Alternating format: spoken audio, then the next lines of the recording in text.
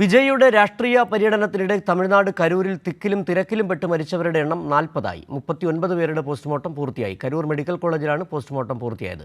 പരിക്കേറ്റവർ വിവിധ ആശുപത്രികളിൽ ചികിത്സയിൽ തുടരുകയാണ്. അതിനിടെ മരിച്ചവരുടെ കുടുംബങ്ങൾക്ക് വിജയ് 20 ലക്ഷവും തമിഴ്നാട് സർക്കാർ 10 ലക്ഷം രൂപയും ധനസഹായം പ്രഖ്യാപിച്ചു. நாங்கள் திருப்பி ஒரு அரை மணி நேரம் கழிச்சு பார்த்தா ஒன்றுமே இல்லைம்மா போனோமா கிடக்குது. என் பிள்ளையும் என் மாப்பிள்ளையும் போயிட்டாருப்பா. அடுத்த மாதம் கல்யாணம். 2 பேருமே போயிட்டாங்க. 2 பேருமே செத்துட்டாங்க.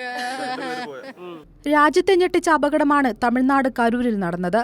വിജയുടെ TVK പാർട്ടിയുടെ പര്യടനത്തിനിടെയാണ് അപകടമുണ്ടായത്. 10,000 പേർ മാത്രം പങ്കെടുക്കുമെന്ന് TVK പറഞ്ഞ പരിപാടിയിൽ 1 ലക്ഷത്തിലേറെ ആളുകൾ ഒഴുകിയെത്തിയതോടെ വലിയ തിക്കും തിരക്കുമുണ്ടായി. ഉച്ചയ്ക്ക് 12 മണിക്ക് പരിപാടിക്ക് എത്തുമെന്ന് പറഞ്ഞ വിജയ് 6 മണിക്കൂർ വൈകിയെത്തിയതോടെ തിരക്ക് കൂടുതൽ വർദ്ധിക്കുകയും ആളുകൾ ശ്വാസം കിട്ടാതെ പിടയുകയും ചെയ്തു.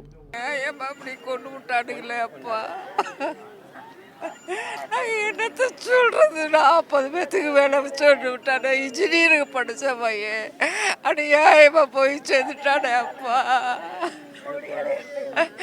ஒருத்தருமே இல்லை ஆம்புலன்ஸில். ஆனால் ஆம்புலன்ஸ் உள்ளே விட்டு அடிக்கிறாங்க. குழந்தை எத்தனை பேர் செத்து போயிட்டாங்க தெரியுமா? அவ்வளோ வேதனையா. നിരവധി ആംബുലൻസുകളിലായി ആളുകളെ അമരാവതി മെഡിക്കൽ കോളേജ് ആശുപത്രിയിലും കരൂർ മെഡിക്കൽ കോളേജിലും എത്തിച്ചു. എന്നാൽ 40 പേരുടെ ജീവൻ പൊലിഞ്ഞു. அரசியல் நோக்கத்தோடு எதையும் சொல்ல நான் விரும்பல. திருப்பி தான் சொல்ல போறேன். ஆனால் ஆணையம் அதுக்காக அமைச்சிருக்கிறோம். இந்த ஆணையத்தின் மூலமாக உண்மை வெளிவரும். அந்த உண்மை வெளிவருகிறவர் நிச்சயமாக உரிய നടപടിക്ക് എടുക്കപ്പെടും. മരിച്ചവരുടെ മൃതദേഹങ്ങൾ പോസ്റ്റ്മോർട്ടം ശേഷം ബന്ധുക്കൾക്ക് വിട്ടു നൽകി. അപകടത്തിൽ പരിക്കേറ്റവർ ചികിത്സയിൽ തുടരുകയാണ്. അതിനിടെ അപകടത്തിൽ മരിച്ചവരുടെ കുടുംബങ്ങൾക്ക് വിജയ് 20 ലക്ഷം രൂപയും സർക്കാർ 10 ലക്ഷം രൂപയും ധനസഹായം പ്രഖ്യാപിച്ചു. പരിക്കേറ്റവർക്ക് വിജയ് 2 ലക്ഷം രൂപയും സർക്കാർ 1 ലക്ഷം രൂപയും പ്രഖ്യാപിച്ചു. കൈരളി ന്യൂസ്, കരൂർ.